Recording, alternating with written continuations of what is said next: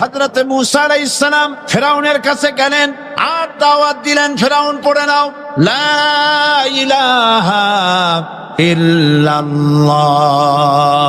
ফিরাউন বলেছে মা আলিমতু লাকুম মিন ইলাহিন গায়রি, আমি তো জানি না আমি ছাড়া আরো কোনো ইলাহ আছে, এ কথা আমার জানা নাই, সুতরাং আমি হচ্ছি ইলাহ আর তুমি বলছো লা ইলাহা। তার মানে হচ্ছে ওই সময় পয়গম্বরেরা, আল্লাহর নবীর সাহাবীরা তারা জানতেন যে আমরা কিসের দাওয়াত দেই, আর যারা শুনতো তারাও বুঝতো কিসের দাওয়াত শুনতেছি। যখন হযরতে মূসা আলাইহিস সালাম দিলেন, ফিরাউন বলল আমি তো জানি না যে আমি ছাড়া আরো কোন ইলাহ আছে, আইনদাতা তো আমি, তুমি নতুন কোথা থেকে আইনদাতা নিয়ে আসছো? ফিরাউন বলছে দেখো আমারে বাদ দিয়া যদি অন্য কাউকে ইলাহ বলে তুমি মানো আর সেই শিক্ষা যদি জাতিকে দাও, তাহলে আমি তোমাকে ধরে লাআজআলান্নাকা মিনাল মাসজুনিন, আমি তোমাকে কারারুদ্ধ করব, আমি তোমাকে জেলখানায় ঢুকিয়ে দেব। রাষ্ট্রশক্তি প্রথম বাধা দিল কারা বলেন সবাই? সেই বাধা কি ওখানে শেষ হয়েছে না এখনো আছে? আছে কিনা জোরে বলেন। আমি তোমাকে জেলখানায় ঢুকাবো। হযরতে মূসা আলাইহিস সালাম বলেন ফিরাউনের জেলের ভয় আমি করি না, আমাকে জেলের ভয় দেখায়া লাভ নাই, আমি আল্লাহ পাকের পয়গম্বর হযরতে মূসা আলাইহিস সালাম। ফিরাউনের দলবল আছে, লোক লস্কর আছে, তার অস্ত্রের অভাব নাই। আল্লাহ রাব্বুল আলামিন মূসা আলাইহিস সালামের কাছে একটা অস্ত্র দিয়া দিলেন, দিছিলেন কিনা আল্লাহ পাক হযরত মূসাকে বলেছেন ওয়া মা তিলকা বিয়ামিনিকা ইয়া মূসা, মূসা রে তোমার হাতে ওটা কি? মূসা আলাইহিস সালাম বললেন এটা লাঠি। আল্লাহ পাক বললেন ফেলে দাও লাঠি, লাঠি ফালায় দিলেন। কি হয়ে গেল? হিয়া হাইয়াতুন তাসআ, লাঠি পড়ে সাপ হয়ে গেল। সাপ দেখে নবী বলি হোক, সাহাবী হোক আর আলেম হোক, সাপ দেখলে ভয় করে না মানুষের? মূসা আলাইহিস সালাম ভয় পেয়েছে। আল্লাহ রাব্বুল আলামিন হযরত মূসাকে শোনায় দিলেন খুযহা ওয়া লা তাখাফ সানুঈদুহা সিরাতাহাল উলা, লা তাখাফ, ভয় পেও না। আল্লাহ বলছেন ধরো, ভয় পেও না। ধরার সঙ্গে সঙ্গে স্বাভাবিক অবস্থায় ফিরে আসবে, আবার লাঠি হয়ে যাবে। এখন আল্লাহ বলছেন ধরো। মূসা আলাইহিস সালাম কি ভয় পাওয়া উচিত হবে? মূসা আলাইহিস সালাম কি ভয় পাইছিলেন? কারণ হচ্ছে এই দুশমনের শক্তিটা খুব বড়ই দেখা যায়, মনে হয় যেন অনেক বড় কি জানি কি। আল্লাহ পাক বলছেন ইন্না কাইদাশ শয়তানে কানা দাঈফা, শয়তানের চক্রান্ত যতই তুমি মনে করো অনেক ষড়যন্ত্রের জাল বিস্তার হয়ে আছে, আল্লাহ কয় কিছুই না, দাঈফা অত্যন্ত দুর্বল। আল্লাহ পাক বললেন ধরো। মূসা আলাইহিস সালাম সাপ ধরলেন, সঙ্গে সঙ্গে লাঠি হয়ে গেল। ফিরাউন বরদাস্ত করলো না, রাষ্ট্রশক্তির পক্ষ থেকে আক্রমণ শুরু হলো। অপরাধ কি? মূসা আলাইহিস সালামের অপরাধ কি অপরাধ? মাশাআল্লাহ বুঝতে পেরেছেন। অপরাধ হচ্ছে তিনি বলেছেন লা ইলাহা, জোরে বলেন লা ইলাহা ইল্লাল্লাহ। এই কালেমাকে আজ আমরা ভিক্ষার বুলি বানাইছি। এটা হলো সার্বভৌমত্বের বুলি, এটা হচ্ছে আল্লাহ পাকের সার্বভৌমত্বের কথা। এই কালেমার জাত এর আঘাত পয়গম্বররা মেরেছেন। হযরতে মূসা আলাইহিস সালাম যখন বলেছেন লা ইলাহা ইল্লাল্লাহ, এই ধাক্কা ফিরাউন বরদাস্ত করতে পারে নাই। দরিয়ায় নীলের ভিতরে আল্লাহ পাক ডুবাই শেষ করে দিয়েছেন, দেন নাই? হযরতে মূসা আলাইহিস সালাম তার উম্মতেরা দরিয়ার পাশে বসে দ্বীনি কথাবার্তা বলতেছেন। এমন সময় ফিরাউন, তার শত্রু হচ্ছে মূসা আলাইহিস সালাম। শত্রু কেন? মূসা কি ফিরাউনের পাকা ধানে মই দিয়েছে নাকি? বলেন আপনারা। তার হালের গরু পিটায় মারছে নাকি? অপরাধ হলো তিনি আল্লাহর জমিনে আল্লাহর আইন প্রতিষ্ঠার কথা বলেছেন। এই শুধুমাত্র এই অপরাধে ফিরাউন তার দলবল নিয়ে তিন দিক থেকে আক্রমণ করেছে। মূসা আলাইহিস সালামের উম্মতেরা ভয় পেয়ে গেছেন। তারা বলছেন ইন্না লামুদরাকুন, আমরা পাকড়াও হয়ে গেছি। তিন দিকে সাঁড়াশি আক্রমণ, তিন দিকে শত্রু, একদিকে দরিয়া, পালাবার রাস্তা আছে? হযরত মূসা আলাইহিস সালাম ভয় পেয়ে গেলেন, সারেন্ডার করলেন না। হযরত মূসা আলাইহিস সালাম বললেন কাল্লা, কখনো নয়, ভয় পাওয়ার কোনো কারণ নাই। রব্বি সায়াহদিন, অবশ্যই আমার রব আমার জন্য রাস্তা করে দিবেন, ভয় পাইও না, আমার রব রাস্তা করে দিবেন।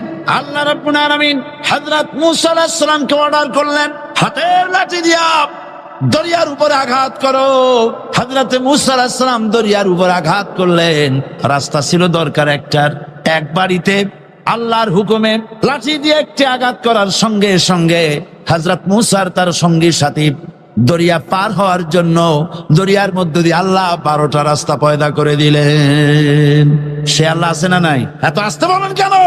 ভয় পাওয়ার কারণ আছে। রাষ্ট্র শক্তি বাধা দিয়েছে সমস্ত নবীদেরকে। কেন? নবীদের চরিত্র খারাপ? জোরে বলে, নবীদের চরিত্র খারাপ? নবীদের চাইতে মাসুম বেগুনাহ উন্নত চরিত্রের মানুষ আল্লাহর আকাশের নিচে জমিনের উপরে আর হয় নাই।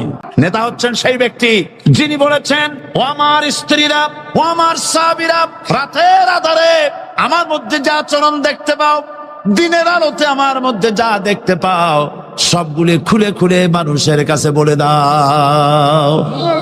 তার নাম বিশ্বনবী মুহাম্মদ রাসূলুল্লাহ সাল্লাল্লাহু আলাইহি ওয়াসাল্লাম। ইসলামের মূল দাওয়াতটা হলো ফিতরাত অনুযায়ী দাওয়াত দেওয়া হয়েছে। মানুষ যেন মাথা নত করে, গোলামি করে।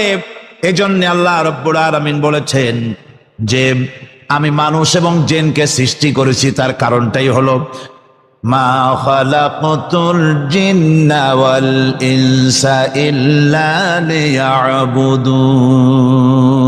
মানুষ আর জিন জাতিকে সৃষ্টি করা হয়েছে ইবাদতের জন্য, গোলামির জন্য। ইবাদত আর গোলামি এটাই করতে হবে। গোলামি করতে হবে, দাসত্ব করতে হবে। আর এই দাসত্ব, আল্লাহর আনুগত্য, এই গোলামির দাওয়াত দিয়েছেন দুনিয়ার সব নবীরা। কোন নবী বলেন নাই যে আমার গোলামি করো। কেউ বলেছেন? বলেন জোরে, কেউ বলেছেন? আল্লাহ পাক বলেন, ওয়ালাকাদ বা'আসনা ফি কুল্লি উম্মাতির রাসূলা আন ইবুদুল্লাহা ওয়াজতানিবুত তাগুত। প্রত্যেক জাতির জন্য আমি রাসূল প্রেরণ করেছি। তারা মানুষকে দাওয়াত দিয়েছেন এই কথা বলে যে এক আল্লাহর গোলামি করো, তিনি ছাড়া কোনো ইলাহ নাই, আইনদাতা নাই, বিধানদাতা নাই। তার গোলামি, তার সামনে মাথা নত করে দাও। নামাজ হচ্ছে তাওহীদের অবশ্যম্ভাবী এক বহির্প্রকাশ। তাওহীদের জন্য তাওহীদবাদী মানুষ যারা, তাদেরকে নামাজ আদায় করতেই হবে। আকীদা বিশ্বাসের দিক থেকে তাওহীদ যদি হয় পুরা দ্বীনের মূল উৎস, তাহলে আমলের দিক থেকে নামাজ হচ্ছে পুরা দ্বীনের মূল ভিত্তি। নামাজ হচ্ছে আমলের মূল ভিত্তি। এর বাস্তবায়ন ছাড়া দ্বীন পূর্ণ হয় না।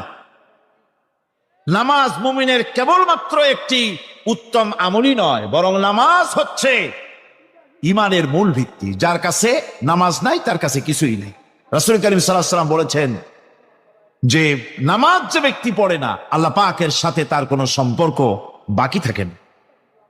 সুতরাং এই নামাজটা হচ্ছে এই যে একমাত্র একাগ্র চিত্তে আদবের সাথে আল্লাহর সামনে রুজু হয়ে যাওয়া। কোরআনে কারীম বলছে, মুনিবিনা ইলাইহি ওয়াত্তাকুহু ওয়া আকিমুস সালাতা ওয়া লা তাকুনু মিনাল মুশরিকিন। তোমরা আল্লাহ থেকে রুজু হয়ে যাও এবং তাকে ভয় করে অন্যায় কাজ থেকে বিরত থাকো, আর নামাজ কায়েম করো। মুশরিকদের অন্তর্ভুক্ত হয়ে যেও না। নামাজ কায়েম করা, নামাজের আদেশ কোরআনে কারীমের মধ্যে আল্লাহ পাক বহু জায়গায় করেছেন। ঈমানের পর নামাজই হচ্ছে সবচেয়ে বড় জরুরি। একজন মানুষ ঈমান আনলো, যেমন কালকে একজন ঈমান এনেছে। ঈমান আনার সাথে সাথে তার প্রথম কাজ কি বলুন? বলেন, প্রথম কাজ কি? ফজরের নামাজের আগে একজন ইসলাম কবুল করলেন, তার প্রথম দায়িত্ব নামাজকে আদায় করে দেওয়া, ফজরের নামাজ পড়া। জোহরের আগে কেউ ঈমান আনলো, তার প্রথম দায়িত্ব জোহরের নামাজ আদায় করা। আসরের নামাজের আগে ঈমান এনেছে, তার প্রথম দায়িত্ব হলো আসরের নামাজ আদায় করা। তার মানে হলো ঈমান আনার পর একজন ঈমানদারের প্রথম দায়িত্ব হচ্ছে নামাজ। গুরুত্বপূর্ণ বিষয়, খুব ভালো করে শুনতে হবে, ইয়াদ রাখতে হবে প্রত্যেকটি মুসলমানের। এই নামাজ কি জিনিস, কেমনে আদায় করতে হবে, আদায় না করলে কি হবে, গুরুত্বপূর্ণ এই কথাগুলি প্রত্যেকের স্মরণ রাখতে হবে। কিয়ামতের দিন মানুষ যে জাহান্নামে যাবে, জাহান্নামের জন্য, জাহান্নামে যে সব কারণে যাবে, তার মধ্যে বড় কারণ কালকে বলেছিলাম, দেখি মনে আছে নাকি। বড় কারণ কয়টা? কয়টা? আলহামদুলিল্লাহ মনে আছে। আল্লাহ রাব্বুল আলামিন বলেন, ইয়াতাসাআলুনা আনিল মুজরিমিন, কিয়ামতের দিন অপরাধীদেরকে জিজ্ঞেস করা হবে, মা সালাকাকুম ফি সাকার, জাহান্নামে কেন আসছো? জবাবে তারা বলবে, ক্বালু লাম নাকু মিনাল মুসাল্লিনা ওয়া লাম নাকু নুতঈমুল মিসকিন, নামাজ পড়ি নাই আর এতিম মিসকিনদের খেতে দেই নাই, এই কারণেই জাহান্নামে এসেছি। কল নাউযুবিল্লাহ। নামাজ যারা পড়বে না জাহান্নামে যেতে হবে। কোথায় যেতে হবে? আকীদাগত দিক থেকে ঈমান হলো তাওহীদের স্বীকৃতি, আর আমলের দিক থেকে নামাজ হচ্ছে তাওহীদের বহিঃপ্রকাশ। আপনি মুসলমান তা প্রমাণ হবে নামাজ দিয়ে। নামাজহীন ঈমানের দাবি মূল্যহীন। যার নামাজ নাই তার ঈমানের দাবি করার কোনো মূল্যই নেই। অনেক এরকম কথা বলে, হুজুর আমি মানুষটা নিতান্ত খারাপ না, যাই মনে করে, গ্রামে রাস্তা বানাইছি, ব্রিজ করে দিয়েছি, কালভার্ট করেছি, এতিম মিসকিনরে তাও মাঝে মধ্যে খাবার দেই, বিধবারে কাপড় চোপড় দেই, মানুষটা আমি নিতান্ত খারাপ না, তবে এই মাঝে মধ্যে একটু নামাজ পড়ি না, তাতে কি আমার ঈমান নষ্ট হয়েছে? আমি বলি, ভাই ঈমানই তো নাই, নষ্ট হবে কি? ঈমান থাকলে না নষ্ট হবে? ঈমান নাই। সুতরাং একজন মুসলমান যদি নামাজ না পড়ে নিজেকে মুসলমান বলে দাবি করার কোনো হক তার নাই, দাবি করার অধিকার নাই। নামাজ হচ্ছে জিন্দেগি, নামাজটাই মূলত জিন্দেগি। নামাজটা কি? জিন্দেগি। আল্লাহ রাব্বুল আলামিন শেখাচ্ছেন, কুল ইন্না সালাতি ওয়া নুসুকি ওয়া মাহইয়ায়া ওয়া মামাতি লিল্লাহি রাব্বিল আলামিন। মুহাব্বতের সাথে সবাই পড়েন, কুল ইন্না সালাতি ওয়া নুসুকি ওয়া মাহইয়ায়া ওয়া মামাতি লিল্লাহি রাব্বিল আলামিন। বলো আমার নামাজ, বলো আমার নামাজ, আমার কোরবানি, আমার হায়াত, আমার মত সবকিছুই আল্লাহ রব্বুল আলামিনের জন্য নিবেদিত। আমার বেঁচে থাকা, আমার মরে যাওয়া সব আল্লাহর জন্য। সে আল্লাহ রব্বুল আলামিন, তার জন্য সবকিছু নিবেদিত করতে হবে। আল্লাহ পাকের গোলাম আমাদের বানিয়েছেন, আল্লাহ আমাদের গোলামি করা লাগবে। আর গোলামির নমুনা যাকাত দিয়া, হজ দিয়া, দাম দিয়া, সদকা দিয়া, কোন জিনিস দিয়ে নামাজের মতো গোলামির উৎকৃষ্ট প্রমাণ বা নমুনা আর কিছুতে নাই। আমি যে গোলাম তার উৎকৃষ্ট প্রমাণ হচ্ছে নামাজ। নামাজেই একটা মানুষ গোলামির অনুভূতিতে তাকে নিয়ে যায়।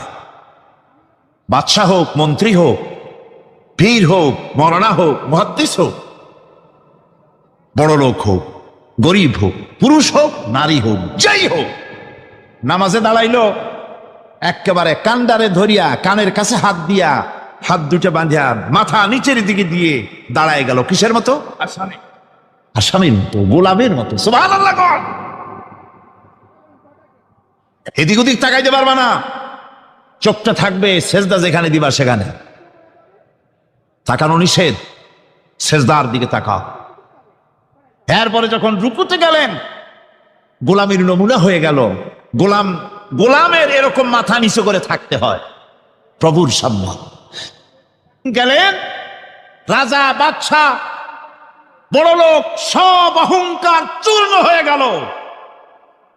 নাক আর কপাল দিয়া আমার মাবুদের দরবারে মাথাটা লাগাই দিলাম জমিনের উপরে। সুবহানাল্লাহ।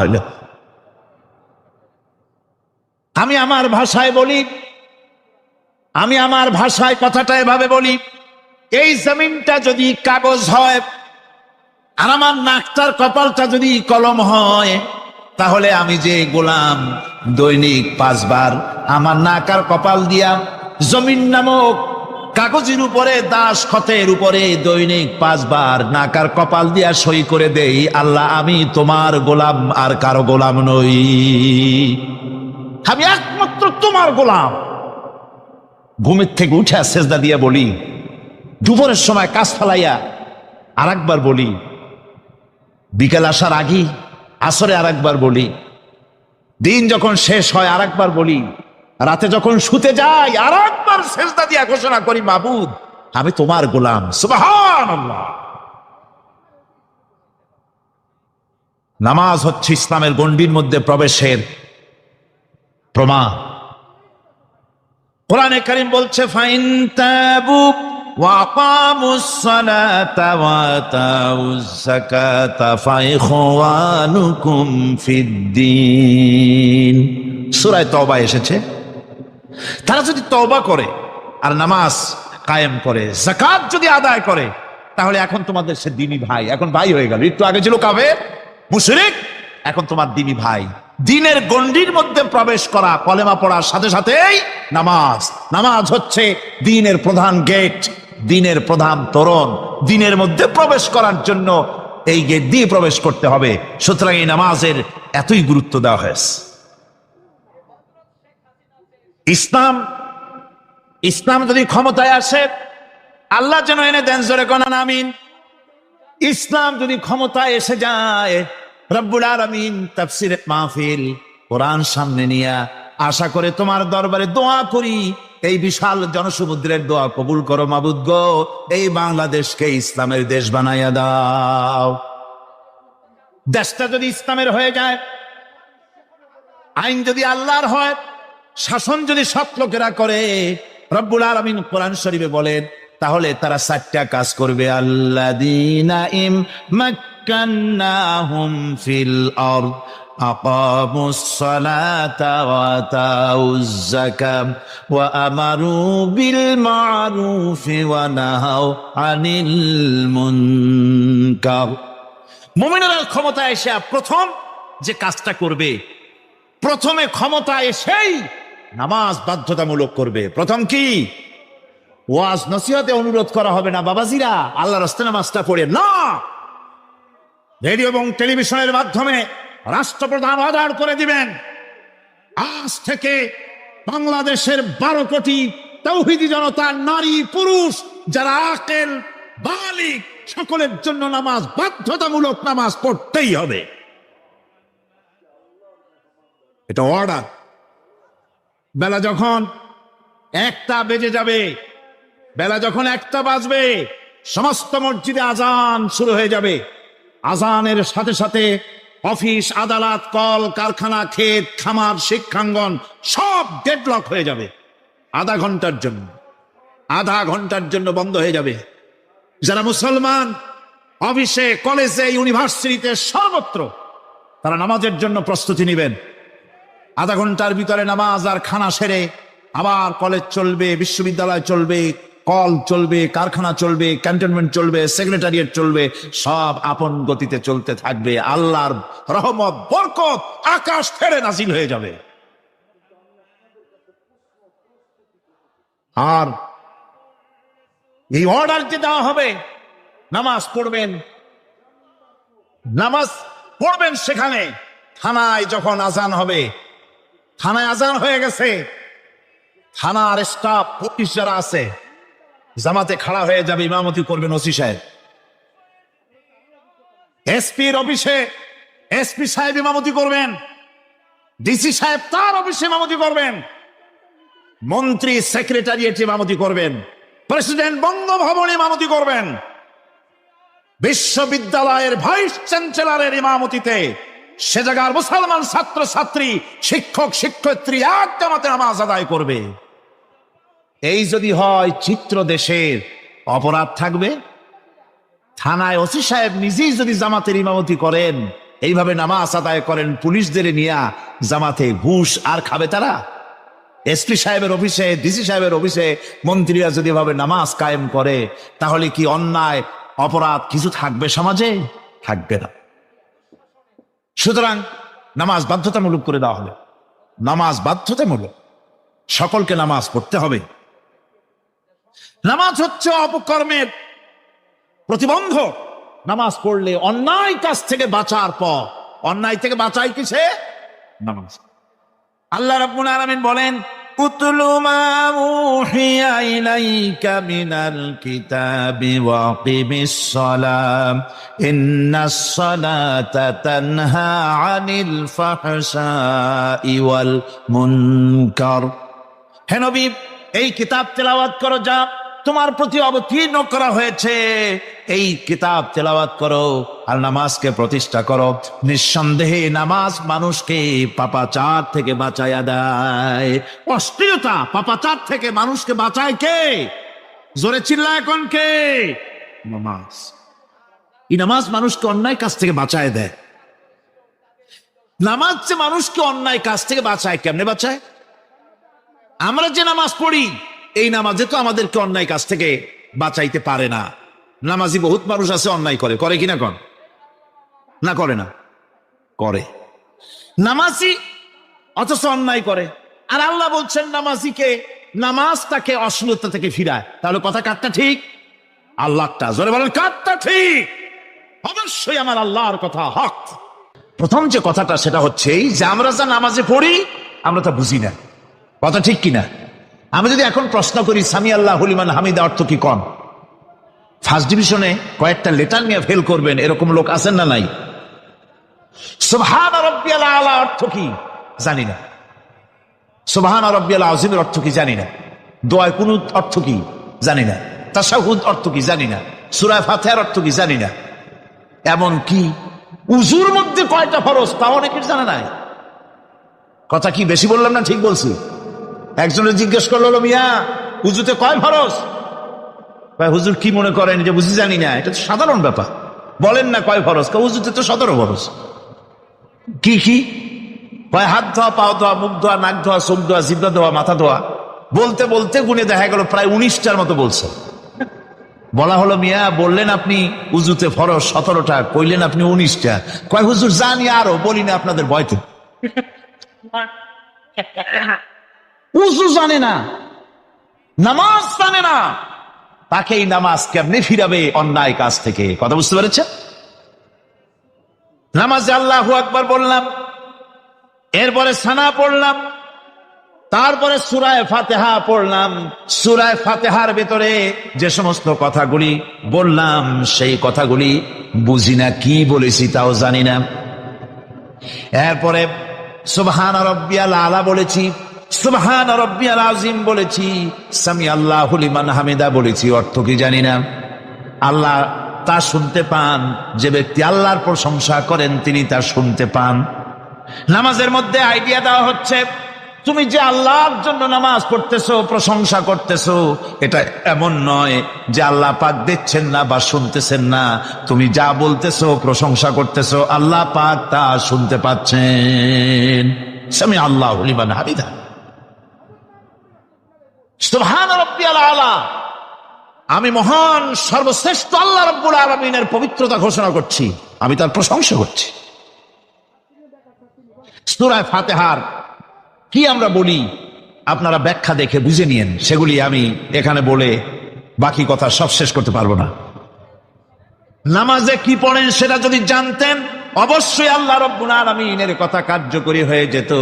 ইন্নাস সালাতা তানহা আনিল ফাহশাই ওয়াল মুনকার।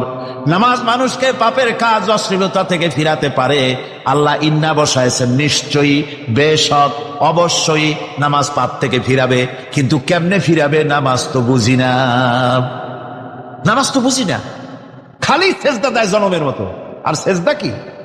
নামাজে যদি দেখে ইমাম দেরি করতেছে, আত্তাহিয়াত পড়তে দেরি হয়ে যাচ্ছে, পিছন থেকে সিগন্যাল মারে,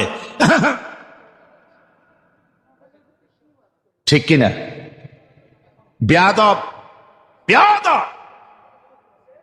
তোমার নামাজ, তোমার আত্তাহিয়াত আগে শেষ হয়েছে, তাতে কি হয়েছে? চুপ করে বসে থাকো। ইমামকে কাশি দিয়া সতর্ক করার অধিকার তোমার নাই। যদি ইমামকে সতর্ক করার জন্য কাশি দিয়ে থাকো, তোমার নামাজ ফাসেদ হয়ে যাবে। এটা ফাজলামি করার জায়গা না, এটা নামাজ। এর নাম কি? ধীরে সুস্থে নামাজ পড়তে হবে। অনেকে মসজিদটারে মনে করে জেলখানা। ঢুকতে যত দেরি, বেরোতে পারলে যেন বাসে যান ছটফট করে। সিনেমার মধ্যে গিয়ে ঘন্টার পর ঘন্টা বসে থাকে, খারাপ লাগে না? মসজিদে কেরাত যদি একটু লম্বা পড়ে, পিছনে বসে খালি কি যে করে মনে মনে বলতে থাকে যে ইমাম এমন কাঁচা ছাড়া ছাড়ি না। আর গান যখন শোনে শুনতেই থাকে, কত মজা, ঘুম আসে না। নওয়াজুবিল্লাহ কর। সুতরাং নামাজে কি পড়েন সেটা আপনাকে বুঝতে হবে। সঠিকভাবে নামাজ পড়ার পরও যদি কোনো মানুষের সঠিকভাবে, ভালো করে শোনেন, সঠিকভাবে নামাজ পড়ার পরেও যদি কোনো মানুষ পাপের থেকে না ফেরে, তাহলে বুঝতে হবে একথা, পানি আর সাবান দিয়া কাপড় ধুলে কাপড়ের ময়লা যাবে, কিন্তু পানি আর সাবান দিয়া কয়লা জনমের মতো ধুইলেও কয়লার ময়লা যাবে না। কথা বুঝে আসছে? এর থেকে আর উত্তম দৃষ্টান্ত আমার কাছে নাই। নামাজ পড়ার পরেও যদি চরিত্র ভালো না হয়, বুঝতে হবে নামাজ হচ্ছে না, কাঙ্ক্ষিত মানের নামাজ আদায় হচ্ছে না। আল্লাহর নবী বলেছেন, যার নামাজ পাপ কাজ হতে ফিরাতে পারলো না, তার নামাজ নামাজি নয়। আবার শুনুন, রাসূল বলছেন, যার নামাজ তাকে পাপের কাছ থেকে ফিরাতে পারলো না, তার নামাজ নামাজ নয়, ওটি নামাজ হয় নাই, যার জন্য তার পাপ থেকে তারে ফিরাইতে পারছে না। আর কিয়ামতের দিন বেনামাজিরা সবচাইতে বেশি অপমানিত হবে। সবচাইতে বেশি অপমানিত হবে কারা? বেনামাজিরা। কিভাবে? ইয়াউমা ইউকশাফু আন সাকিন ওয়া ইউদআউনা ইলা সুজুদি ফালা ইয়াস্তাতিউন। সেদিন কঠিন সময় আল্লাহ রাব্বুল আলামিন লোকদেরকে সেজদা করার জন্য বলবেন, কিন্তু যারা বেনামাজি ছিল দুনিয়ায়, তারা সেজদা দিতে পারবে না। বলেন নাউযুবিল্লাহ। অবস্থাটা কি হবে? খাশিআতান আবসারুহুম তারহাকুহুম যিল্লাহ। তাদের দৃষ্টি নিচু হবে, লাঞ্ছনা এবং অপমান তাদের উপরে চেপে বসবে, সেজদা দিতে পারবে না। আল্লাহ আমাদেরকে ক্ষমা করুন। কিয়ামতের দিন হযরত আদম আলাইহিস সালাম থেকে শুরু করে পৃথিবীর সমস্ত মানুষের সামনে আল্লাহ রাব্বুল আলামিন সেজদা করার জন্য অর্ডার করবেন। যারা নাকি বেনামাজি, ওরা আল্লাহর দরবারে সেদিন সেজদা দিতে পারবে না, লাঞ্ছিত, অপমানিত হবে। যারা কন নাউযুবিল্লাহ। নামাজ, মুমিনের নামাজ একরকম, মুনাফিকের নামাজ হলো আর এক রকম। মুনাফিকরাও নামাজ পড়ে, পড়ে কিনা কন? মুনাফিকেরাও নামাজ পড়ে। মুনাফিকেরা যখন নামাজ পড়তে যায়, আল্লাহ রাব্বুল আলামিন বলতেছেন, ওয়া ইযা কামু ইলাস সালাতি কামু কুসালা।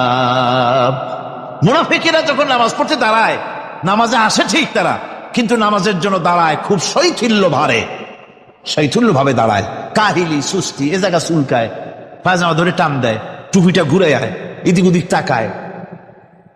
মুনাফিকের নামাজ দেখলেই ঠিক পাওয়া যায় যে বেটা মুনাফিক। এইভাবে সে দাঁড়ায়। তার নামাজটা কি জন্য? ইউরাউনান নাসা ওয়া লা ইয়াযকুরুনাল্লাহা ইল্লা কালিলা। তাদের নামাজ হচ্ছে মানুষকে দেখাবার নামাজ। নাউযুবিল্লাহ। এখন দেখবেন এই মৌসুম আসছে, নামাজের মৌসুম, বেনামাজিদের নামাজের মৌসুম। জনসভা হচ্ছে, নির্বাচন আসতেছে, নামাজে রক্ত হয়ে গেছে, তাড়াতাড়ি আজান হয়ে গেল। টুপি না থাকলে রুমাল একটা মাথায় দিল, উজু আছে কিনা আছে, আল্লাহু আকবার, যা আছে কপালে হয়ে যাক। মানুষকে দেখাবার জন্য এরা নামাজ পড়ে। এরা আল্লাহর শরণার্থে নামাজ খুব কম লোকই পড়ে। এরা হচ্ছে মুনাফিক। দুনিয়া এবং আখিরাতে কল্যাণের জন্য একমাত্র মাধ্যম হচ্ছে নামাজ। দুনিয়াও যদি কল্যাণ চাই, আখিরাতেও যদি কল্যাণ চাই, তাহলে এর জন্য কি করতে হবে? কি করতে হবে? আমার কথা নয়, আল্লাহ রাব্বুল আলামিনের কথা শুনুন। রব্বুল আলামিন বলেন, ক্বাদ আফলাহাল মুমিনুন الذين هم في صلاتهم خاشعون والذين هم للزكاة فاعلون والذين هم لفروجهم حافظون নিশ্চিতভাবে সেই সব মুমিন কল্যাণ লাভ করবে নিশ্চিতভাবে তারা হচ্ছে ওই সব লোক যারা নিজেদের নামাজ ভীতি মিশ্রিত বিনয় ভাবে ভীতি মিশ্রিত অবস্থায় বিনয়ের সাথে যারা নামাজ আদায় করে, যারা বেহুদা কাজ থেকে বিরত থাকে, যারা যাকাতের পন্থায় কর্মতৎপর হয়, আর যারা নিজের লজ্জাস্থানকে হেফাজত করে। এরপরে আল্লাহ পাক বলেন ওয়াল্লাযীনা হুম লিআমানাতিহিম ওয়া আহদিহিম রাউন ওয়াল্লাযীনা আলা সালাওয়াতিহিম ইউহাফিজুন ওয়াল্লাযীনা আলা সালাতিহিম হাফিজুন। আর যারা তাদের আমানতকে পূর্ণ করে, আমানত এবং তাদের ওয়াদা চুক্তি পূর্ণ করে, এবং যারা নিজেদের নামাজ সমূহকে পূর্ণভাবে হক আদায় করে নামাজ পড়ে, নামাজের যারা হেফাজত করে, এরা কারা? এরা হচ্ছে উলাইকা হুমুল ওয়ারিসুন আল্লাযীনা ইয়ারিসুনাল ফিরদাউসা হুম ফিহা খালিদুন। এরা হচ্ছে সেই সব লোক, এরা উত্তরাধিকার হচ্ছে জান্নাতের উত্তরাধিকার, জান্নাতুল ফিরদাউসে আল্লাহ রাব্বুল আলামিন এই গুণ বিশিষ্ট লোকদের জন্য জায়গা করে দিবেন। জোরে কোন সুবহানাল্লাহ। নামাজকে পড়তে বলা হয়নি, কোরআন শরীফে বলা হয়েছে নামাজ কায়েম করো। কি বলা হয়েছে কন্ত দেখি? নামাজ কায়েম করো, নামাজ পড়ো। এই কথা কিন্তু কোরআন শরীফে কোনো জায়গায় আছে নাকি? এখন কায়েম করা কারে বলে? একটা গুরুত্বপূর্ণ আরেকটি বিষয়, নামাজ কায়েম করতে বলা হয়েছে। কায়েম কি? কায়েমটা হচ্ছে দৃষ্টান্ত স্বরূপ বলা যায় যে জিনিসটা সমাজে প্রতিষ্ঠিত আছে ওইটারে বলে কায়েম হওয়া, আর যেটা প্রতিষ্ঠিত নাই ওটা কায়েম নাই। কায়েম মানে হলো প্রতিষ্ঠিত থাকা। যেমন আমাদের দেশে, আমাদের সমাজে নারী পুরুষ শিশু বৃদ্ধ সকলেই কাপড় পরা, শাড়ি পরা, লুঙ্গি পরা, এই কাপড় পরাটা কায়েম আছে, প্রতিষ্ঠিত আছে না নাই? যার কারণে কাপড় পরা সমাজে কায়েম আছে বলে উলঙ্গ মানুষ সমাজে খুঁজে পাওয়া যায় না, পাগল ছাড়া। ঠিক কিনা? একটা বাচ্চাকেও যদি উলঙ্গ হতে বলেন এখানে, 5 বছর 6 বছরের একটা বাচ্চাকেও, সে কিন্তু রাজি হবে না। ঠিক কিনা? যেহেতু কাপড় পরা সমাজে প্রতিষ্ঠিত আছে সেহেতু উলঙ্গ মানুষ পাওয়া যায় না, কাপড় পরাটাই এখানে প্রতিষ্ঠিত। সুতরাং এখন অবস্থাটা এই হয়েছে, কাপড় পরা প্রতিষ্ঠিত আছে বলে কোন উলঙ্গ মানুষ এসে যদি এই মঞ্চে দাঁড়ায় আর বলে আমাকে একটু বক্তৃতা করতে দেন, আপনারা কি করবেন? মঞ্চে তো উঠতেই দিবেন না। উলঙ্গ মানুষ যদি কোনো চাকরি নিতে যায় ইন্টারভিউতে, তাকে লাইনে দাঁড়াইতে দেবে? দেবে না। এমন কি উলঙ্গ হয়ে যদি বাড়িতে প্রবেশ করে তার বউ দূর দূর করে তাড়ায় দেবে। ঠিক কিনা? যেহেতু সমাজের ভিতরে কাপড় প্রতিষ্ঠিত আছে সেই জন্য এই উলঙ্গ মানুষ পাওয়া যায় না। অনুরূপ ভাবে নামাজ যদি প্রতিষ্ঠিত হতো সমাজের ভিতরে, তাহলে বেনামাজি খুঁজে পাওয়া যেত না। চাকরি করতে গেলে সেখানে নামাজ মানদণ্ড হয়ে যেত, নামাজ পড়ে কিনা তা দেখে নেওয়া হতো। বেনামাজি লোক পাওয়াই যেত না যদি প্রতিষ্ঠিত থাকতো। প্রথম প্রশ্নই হতো তুমি নামাজ পড়ো কিনা। ইলেকশনে যদি একজন উলঙ্গ মানুষ এসে দাঁড়ায়, ভাইরা এবার আমার বোতল মার্কা বাক্স, উলঙ্গ মানুষ এসে ভোটে দাঁড়াইছে, আপনারা ভোট দিবেন? দিবেন। ওই যে কাপড় প্রতিষ্ঠিত আছে বলে, লুঙ্গি প্রতিষ্ঠিত সমাজে আছে বলে উলঙ্গ মানুষকে আপনি ভোট দিবেন না। নামাজ যদি প্রতিষ্ঠিত থাকতো সমাজে, বেনামাজি মানুষ যদি এসে মঞ্চে দাঁড়ায়া যতই বলতো আমি ক্ষমতায় গেলে এই করব সেই করব, নামাজ প্রতিষ্ঠিত থাকলে পরে বেনামাজিরে কেউ ভোট দিত না। নামাজ যদি প্রতিষ্ঠিত থাকতো তাহলে অফিসের অফিসার তো দূরের কথা, বেনামাজি অফিসের ঝাড়ুদারের চাকরিও তার কিসমতে জুটত না যদি নামাজ প্রতিষ্ঠিত থাকতো। এর নাম হলো নামাজ কায়েম হওয়া। নামাজ কায়েম থাকলে এই অবস্থার সৃষ্টি হতো। এই জন্য আল্লাহ পাক বলেছেন নামাজকে কায়েম করতে হবে। নামাজ হবে সব ভালো কাজের মানদণ্ড। সমস্ত ভালো কাজের মানদণ্ড কি? নামাজ। নামাজ আমাদেরকে বড় রকমের শিক্ষা দেয়। কি শিক্ষা দেয়? নামাজ আমাদের শিখায় ঐক্য আর ভ্রাতৃত্ব। ভ্রাতৃত্বের আর ঐক্যের শিক্ষা দেয়। এক নেতার আনুগত্য করা শিখায়। আমার বন্ধুগণ, এই নামাজের জামাতি আল্লাহর নবী জীবনের শেষ নামাজ জামাতে আদায় করেছেন। জীবনের শেষ নামাজটাও জামাতে আদায় করলেন। তখন তার এমন অবস্থা, এত অসুস্থ, দাঁড়াতে পারেন না, হাঁটতে পারেন না। দুইজন সাহাবীর কাঁধের উপরে ভর করে তারপরে বহু কষ্ট করে মসজিদে গিয়ে নামাজ আদায় করেছেন। খুতবা দিয়েছেন। বললেন, খুতবা দিতে গিয়ে বললেন, আজ থেকে মসজিদে নববীর চতুর্দিকের সকলের দরজা বন্ধ হয়ে যাবে, শুধু আবু বকরের দরজাটা খোলা থাকবে। আল্লাহর নবী বললেন, আল্লাহ রাব্বুল আলামিন এই পৃথিবীতে তার এক বান্দাকে জাগতিক সব সম্পদ দিতে চেয়েছিলেন, কিন্তু সে বান্দা সব জাগতিক সম্পদকে উপেক্ষা করে মাবুদের সঙ্গে দেখা করা বেশি জরুরি, বেশি পছন্দ মনে করেছেন। এতটুকুন কথা নবীজি বললেন, কেউ কিছু বুঝলো না। হযরতে আবু বকর রাদিয়াল্লাহু তাআলা আনহু হুজুরের এই কথা শুনে কাঁদতে কাঁদতে তিনি অস্থির হয়ে যাচ্ছেন। সাহাবীরা চিন্তা করলেন, হুজুর কার না কার কথা বলেছেন, তাতে কান্নার কি আছে? বয়োবৃদ্ধ, জ্ঞান বৃদ্ধ হযরতে আবু বকর রাদিয়াল্লাহু তাআলা আনহু বুঝতে পেরেছেন এই পৃথিবীর সব সম্পদ তো আল্লাহ হুজুরকেই দিতে চেয়েছিলেন। তিনি সমস্ত সম্পদকে উপেক্ষা করে তার মাবুদের সঙ্গে দেখা করার জন্য প্রস্তুতি নিয়েছেন। তার মানে হলো আল্লাহ নবী বিদায় হয়ে যাবেন, আমরা নবী থেকে এতিম হয়ে যাব। নবীজি ঘরের মধ্যে প্রবেশ করলেন, প্রচন্ড জ্বর এলো। এই প্রচন্ড জ্বর নিয়ে তিনি শুয়ে আছেন, কখনো বেহুশ কখনো হুশ। এর মধ্যে সার আজান হয়ে গেল। সাহাবীরা বহুক্ষণ অপেক্ষা করে হযরত আবু বকরের ইমামতিতে নামাজ শুরু করলেন। হুজুরের হুশ এলো। প্রশ্ন করলেন, আয়েশা রে, এখন কোন সময়? হযরত আয়েশা বলেন, ইয়া রাসূলুল্লাহ, মসজিদে নববীতে নামাজ শুরু হয়ে গেছে। সাহাবীরা অনেকক্ষণ অপেক্ষা করে আমার বাবার ইমামতিতে নামাজ পড়তেছে সবাই, কিন্তু সাহাবীরা কেঁদে কেঁদে নামাজের মধ্যেই কাঁদতে কাঁদতে অস্থির হয়ে যাচ্ছে। তাদের মনের ধারণা হয়েছে নবীজির পেছনে নামাজ পড়ার কিসমত থেকে তারা মাহরুম হয়ে গেল। নবীজি বলেন, আয়েশা, দরজা খুলে দাও আর আমার মাথাটা একটু উঁচু করে ধরো, আমি একটু নামাজের দৃশ্যটা দেখি। দরজা খুলে দেওয়া হলো, নবীজির মাথা উঁচু করে ধরা হলো।